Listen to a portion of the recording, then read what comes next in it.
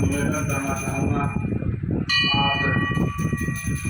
आप कुछ मुझे आप बलवीर सिंह जी स्वागत करें, इनका भी स्वागत करें।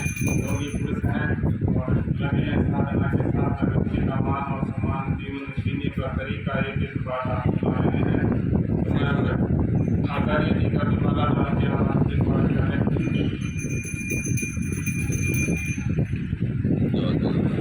सबको धन्यवाद देना चाहूँगा। आपने दयानंद सरस्वती विद्यालय गांधीपुरी में कुछ उद्बोधन दिया, जिसका स्पष्ट लगे, इस बात के लिए भी धन्यवाद। हमारे बताए हुए सरकार ऐसे चिकित्सा के बारे में समझाएं कि बीमारियाँ क्यों होती है, हो जाए समझाएगा। हाँ, निवेदन करना चाहूँगा हमारे आदरणीय जयशंकर जी और मोदी जी का भी आप माल्यार्पण कर मान और सम्मान करें। निवेदन करना चाहूँगा प्रतिवदन सिंह जी, राहुल सिंह जी, आप भी माल्यार्पण कर आए हुए अतिथियों का स्वागत करें। अतिथि देवता होते हैं और इन देवपुरुषों से हमारी ये संस्थाएं चलती रहती है।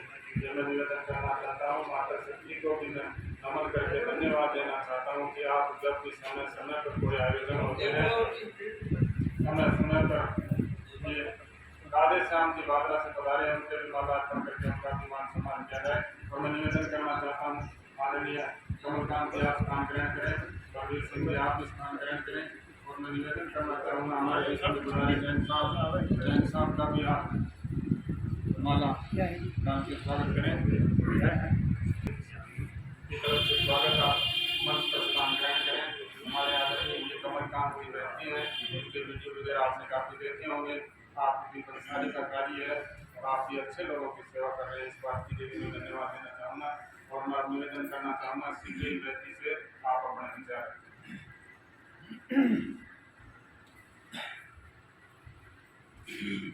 कल रात्रि में ईश्वर की कृपा से हम इस महान तपोस पृथ्वी पर आने का अवसर मिला, उसके लिए हम आप सब के आभारी हैं। शायद ही राजस्थान के किसी क्षेत्र बचा होगा जिसमें हम नहीं घूमे हैं, लगभग राजस्थान में घूम चुके हैं। और एक बात जो हमने अनुभव करी है, इस देश की संस्कृति को, सभ्यता को, संस्कारों को, शक्ति को, सामर्थ्य को अगर किसी ने बचा के रखा है तो राजस्थान की भूमिका अहीन है। और मैं जिस काम से निकला हूं, उस कार्य का जो पहला कार्यक्रम है, मुझे खुशी है और ईश्वर का मैं ऋणी हूं कि उसका पहला कार्यक्रम भी राजस्थान में रहा। मैं छोटा सा अपने गुरुकुल का परिचय दे दूं। मैं बाबा जयरामदास जी का भक्त हूँ, पाली गांव से मैं आया हूँ और भाई राजीव दीक्षित जी को अपना गुरु मानता हूँ। कभी मैं मिला नहीं और उनका शिष्य होने के नाते मैं एक मुहिम में लगा हूँ कि जिस पीड़ा को लेके राजीव भाई की आत्मा चारों तरफ तड़प रही है, वो कहीं गई नहीं। उनकी आत्मा की शांति के लिए, उनके अधूरे सपनों को पूरे करने के कार्य में मैं लगा हूँ और मुझे आप सबके आशीर्वाद से, ईश्वर की शक्ति से पूरा यकीन है कि मेरी अंतिम सांस से पहले मैं उस कार्य को जरूर पूरा करूँ। जीवन में कुछ लक्ष्य लिए, कुछ अधूरे हैं, कुछ पूरे भी हुए। पिछले 10 वर्षों की यात्रा में अब तक 2 करोड़ से अधिक लोगों को हम जागृत करने का प्रयास कर चुके हैं। कैंसर के विषय में गुरुकुल ने सबसे श्रेष्ठ कार्य किया है। मेरे जीवन का जो सबसे बड़ा कार्य अब तक हुआ उसमें कैंसर है। और मुझे खुशी इस बात की है कि ईश्वर की असीम कृपा से और गौ माता के गव्यों से मात्र 1 साल में भारत में 2 प्रतियोगिता हुई और दोनों ही प्रतियोगिता में आपका गुरुकुल पहले स्थान पे रहा। 466 कैंसर हो चुकी थी। और तीसरी प्रतियोगिता का मैं आपको निमंत्रण देता हूं कि 30 नवंबर को अमर बलिदानी भाई राजीव दीक्षित जी का जहां पे अंतिम संस्कार हुआ था कनखल में, ठीक उसी स्थान पर एक कार्यक्रम है, कैंसर विशेषज्ञ महासम्मेलन। ये 3रा सम्मेलन है और पूरे भारत के वैद्य आएंगे इसमें और अपने द्वारा ठीक किए गए कैंसर रोगियों का आंकड़ा प्रस्तुत करेंगे। और मुझे पूर्ण विश्वास है मेरी गौ माई पर, परमात्मा पर, वहां भी मैं आपको अग्रिम बधाई देके जा रहा हूं कि जो आप गौ सेवा कर रहे हो, उसी गौ सेवा का पहला स्थान है। इसके अतिरिक्त चिकित्सा में लगभग 2 करोड़ लोगों को जागृत करने के अलावा अब तक जहर मुक्त प्रकृति को बनाने का एक हमारा प्रकल्प है। उस प्रकल्प में हम 18 प्रकार के प्राकृतिक खाद बना चुके हैं और उन्हीं 18 प्रकार के प्राकृतिक खादों के माध्यम से हमने भारत का सबसे बड़ा पालक का पौधा उगाया है, लगभग 8 फीट का, उसी गौ माता के खाद से।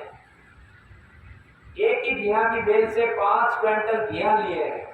एक ही तोड़ू की बेल से 3 फीट से लंबी 319 से ज्यादा तोड़ू ली है। और इसी गौ माता की शक्ति से शरद पूर्णिमा के दिन 8 अक्टूबर को हमारे गुरुकुल का 4था स्थापना दिवस है। Guinness book of world record बनाएंगे 1 मिनट में सबसे अधिक त्रिवेणी लगाने। वो सब आपके मार्गदर्शन से, आशीर्वाद से होगा। इतना ही नहीं, भारत का पहला स्वावलंबी गुरुकुल राजीव दीक्षित गुरुकुल बना है। भारत के आजादी के बाद के इतिहास में वो पहला गुरुकुल है जो स्वावलंबी है। स्वयं स्वावलंबी नहीं, उस गुरुकुल के माध्यम से 3 और गुरुकुल खड़े हो रहे हैं उस गुरुकुल की आमदनी से और शुद्ध इनकम से। भारत की पहली गौशाला है जो 116 गौ माताएं हैं, जिसमें केवल 2 थन का दूध हम दोहते हैं। हम धर्म के पक्ष कर रहे हैं। 2 थन से दूध अधिक निकालना गाय का धरती का सबसे बड़ा पाप मैं मानता हूँ, खून पीने के समान मानता हूँ। और उन 2 थनों के दूध से और गौमूत्र से हम केवल गौमूत्र से 1 महीने का 1 लाख रुपए उत्पादित करते हैं, केवल 116 ग्राम से। कच्चा रॉ मटेरियल की कीमत बता रहा हूँ। और अब हमारा इस गौ माता के मंदिर में हम बैठे हैं। अब हमने एक प्रकल्प शुरू किया है जो पहली बार मैं आप सबके बीच में रख रहा हूँ, सार्वजनिक मैंने नहीं किया था। जो भी गौशाला भगवान कृष्ण की गाय को रखेगी, भगवान कृष्ण की गाय को रखेगी और भगवान कृष्ण और भोलेनाथ के नंदी को रखेगी, उस गौशाला से जो गाय को जंगल में घुमाएगी 30 रुपए लीटर हम गौमूत्र खरीदेंगे। लेकिन गाय भगवान कृष्ण की होनी चाहिए और नंदी भोलेनाथ का होना चाहिए और जंगल में घूमनी चाहिए। 3 शर्तें। और दूसरा प्रकल्प मैं शुरू कर रहा हूँ, भोलेनाथ शुरू करवा रहे हैं। बार बार भगवान भोलेनाथ की आवाज आती है, माँ नर्मदा की आवाज आती है, माँ गंगे की आवाज आती है कि नंदी नहीं बचेगा तो कुछ नहीं बचने वाला है। जो भी भगवान भोलेनाथ के नंदियों को रखेगा, 20 नंदियों को रखेगा, उनके नंदियों का मूत्र 50 रुपए लीटर हम खरीदेंगे। और उन नंदियों का जो गोबर है, सूखा हुआ गोबर, वो हम 15 रुपए किलो खरीदेंगे। तो ये 2 प्रकल्प पहली बार मैं इस गौ माता के मंदिर में आप सबके बीच में रख रहा हूँ और जो भी इस कार्य को करना चाहे उसका स्वागत है। अब हमारे आदरणीय श्रीमान बजरंग लाल जी और आप सब लोगों की एक तीव्र तपस्या, बहुत बड़ी साधना इस गौशाला में देखने को मिलती है। और जो इन्होंने हमसे आदेश किया है कि व्यक्ति की बीमारी पे हम बात करें, बीमार ना हो। देखिए, जितना हमने हमारे गुरु से सीखा और जितना हमने हमारी प्रकृति माँ से और गौ माता से सीखा, उसको से हमने बहुत कम प्राप्त किया है। हमने प्रकृति माँ की सेवा से और गौ माता से और ब्रह्म मुहूर्त में जो विचार उठते हैं उनसे सीखा। बीमारी का एकमात्र सबसे बड़ा कारण है गलत कर्म का चुनाव। अगर केवल कर्म का शुद्धिकरण कर दिया जाए तो ना कोई बीमार होगा और ना कोई दुखी होगा। अभी समाज कर्म क्या जो शुद्धिकरण है, चुनाव है, उसमें विफल हो रहा है। जो मैं समझाऊं, मैं गलत हो सकता हूं, मैं आप सबका बच्चा हूं, लेकिन कर्म के चुनाव में बहुत बार ऐसा होता है कि हम अपनी मनोस्थिति से अच्छा करते हैं। मैं एक उदाहरण देता हूं। जब रोड पे एक बच्चा भीख मांग रहा होता है, हम उसे 10 रुपए, 5 रुपए, बिस्किट का पैकेट, लड्डू, जो कुछ भी दे रहे हैं, तो जब मनुष्य दे रहा है तो उसे लगता है कि हम ये श्रेष्ठ कर्म कर रहे हैं, ईश्वर का कर्म कर रहे हैं, सोचते हैं वैसा ही। लेकिन वो इस समय इस धरती का सबसे बड़ा पाप है। कर्मों के चुनाव के अभाव में समाज की सारी व्यवस्थाएं नष्ट हो गई। ऐसा इसलिए कि मेरे बचपन का सपना था कि मैं रोड पे एक भी बच्चे को भीख मांगता हुआ नहीं देखा, और मैंने एक एक बच्चे को उठाया है।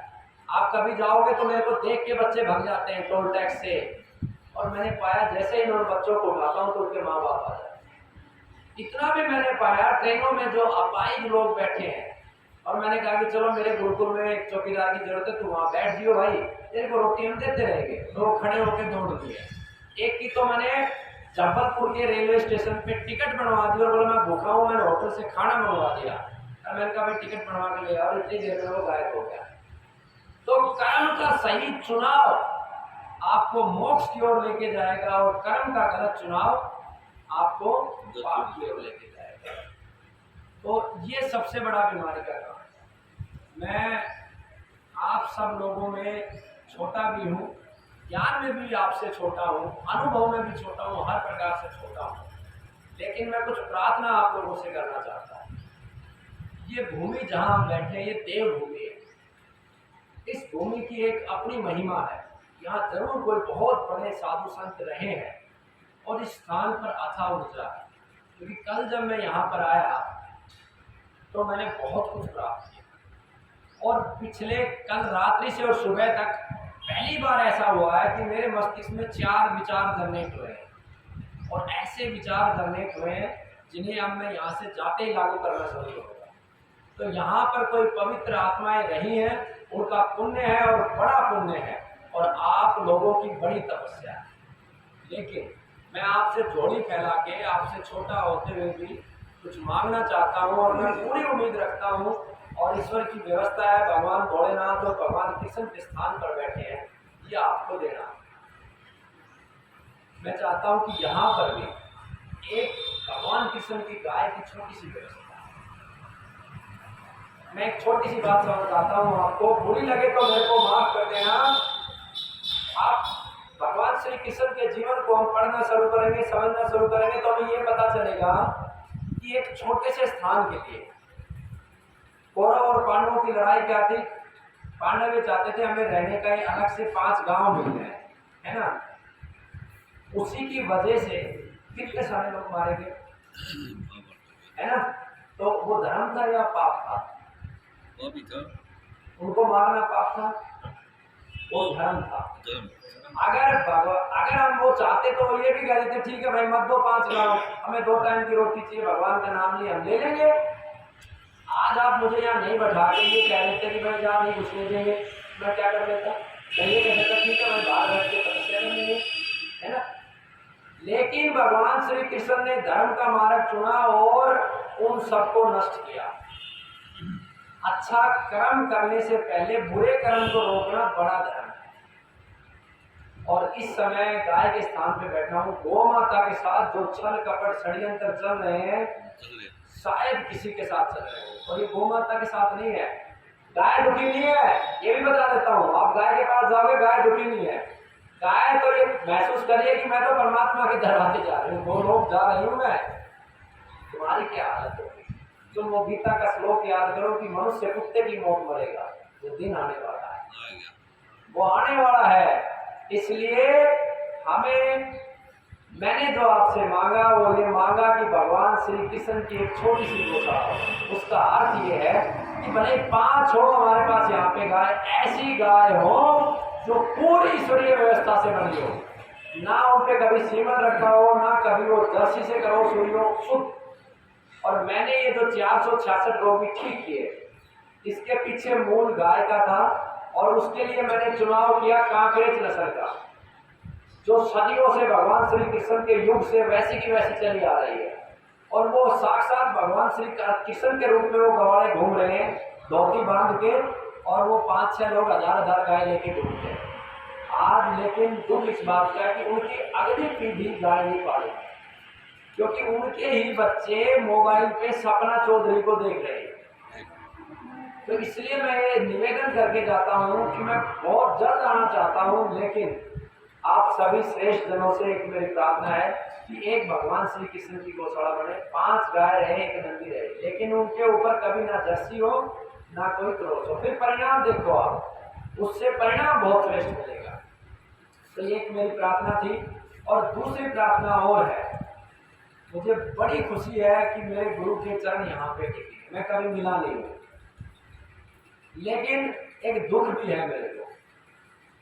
रात्रि में मैं जब आया तो मेरे पिता तुल्य, मेरे दादा तुल्य दो बुजुर्ग बीड़ी पी रहे है ना, तो मुझे बड़ा दुख हुआ। आप कभी देखोगे सनातन इतना श्रेष्ठ रहा है, सारे संसार को शिक्षित किया, सब कुछ दिया है, लेकिन आज इतनी विकृतियां आ गई कि हमारे मंदिरों में भी शराब चढ़ रही है। और हम हमारे परमात्मा, जिसको हम ईश्वरीय स्थान बोलते हैं, वहां पे भी बीड़ी पी लेते हैं। गौशाला से बड़ा पवित्र स्थल इस समय कहीं नहीं है। बरगद के पेड़ से बड़ा कुछ धार्मिक स्थल इस देश में बचा नहीं है। अगर धार्मिक स्थल इस देश में दो बड़े धार्मिक स्थल कुछ मैं मानता हूँ, तो पहला गौशाला और दूसरा बरगद के पेड़ के नीचे। उस जगह पे आप बीड़ी, सिगरेट, दारू, ऐसी कोई भी वस्तु का सेवन निषेध कर दो। मेरी प्रार्थना है, भाई आपको पीनी है बाहर जाकर के, अंदर नहीं लेके आएगा। मुझे बहुत कठिनाई आई मेरे गुरुकुल में, जब मैंने नियम शुरुआत से लागू किया, मुझे इतनी कठिनाई ना आई कि मुझे 6-6 महीने तक मिस्त्री नहीं मिले, चिड़ाई करने वाले मिस्त्री नहीं मिले साहब मेरे को, मेरे मजदूर नहीं मिले साहब मेरे को, वो सेवा करने वाले मेरे को लोग नहीं मिले।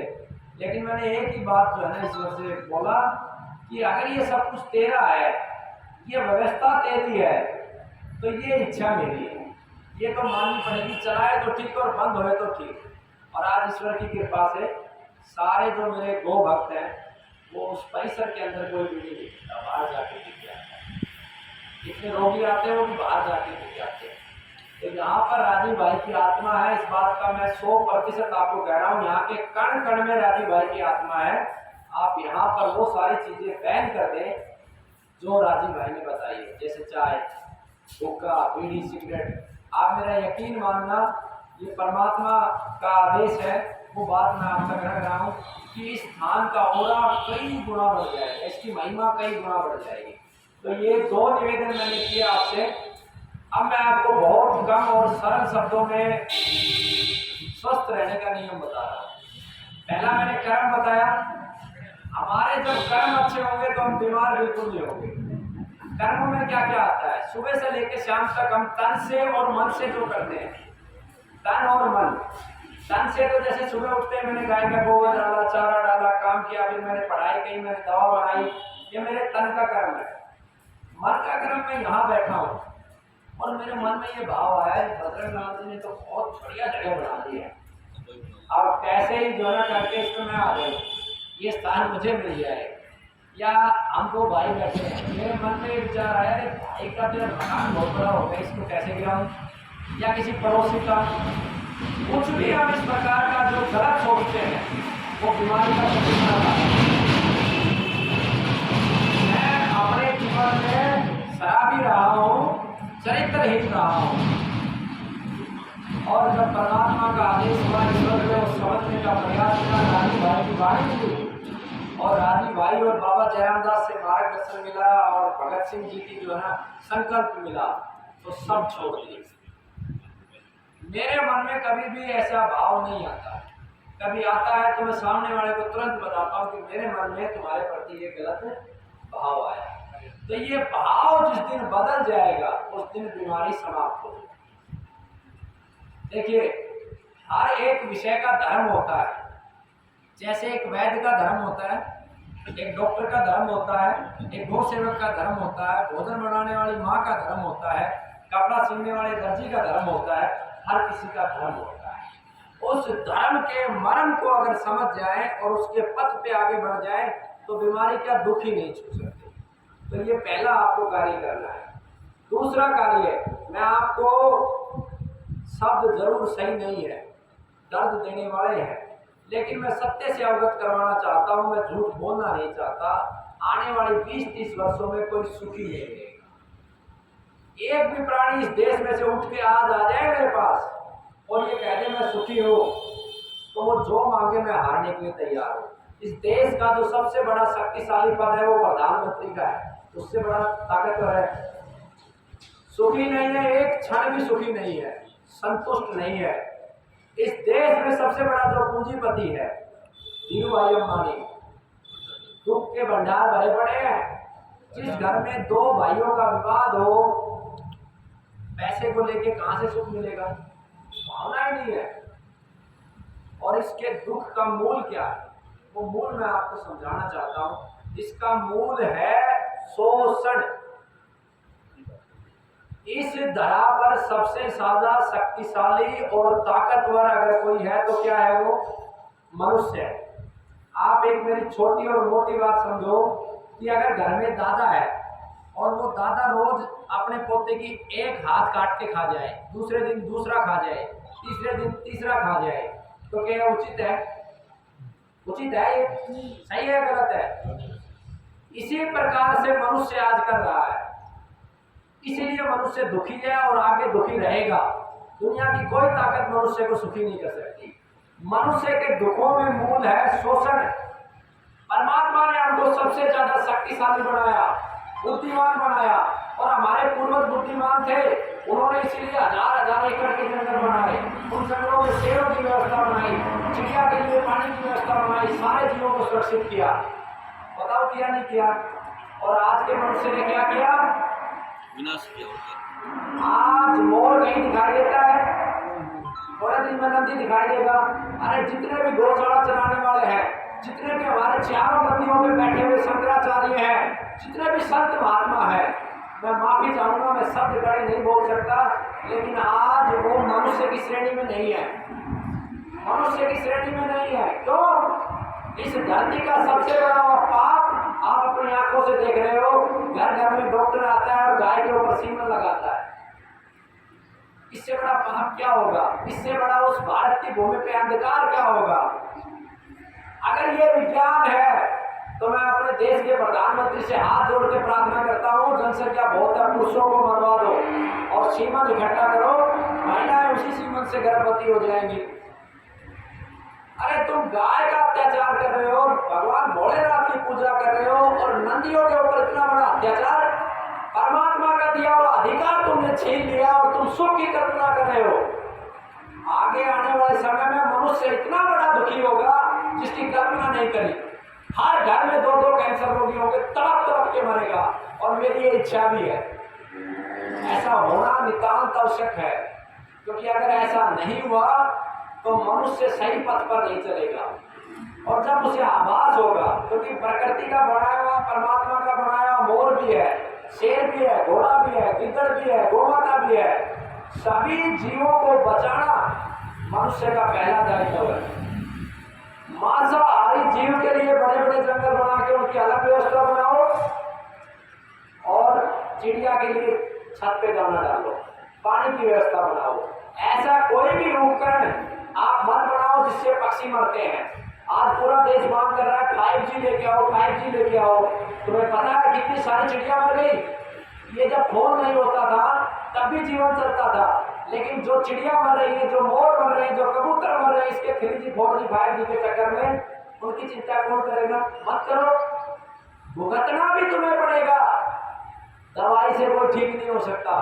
कि मैंने अपने जीवन में अनुभव किया है, दवाई से कोई ठीक नहीं हो सकता। ऐसे ऐसे रोगी ठीक हुए जिनके 8 जगह पे कैंसर है, और ऐसा ऐसा आदमी मर गया जिसको पहली स्टेज का कैंसर था। सब कर्मों का खेल है।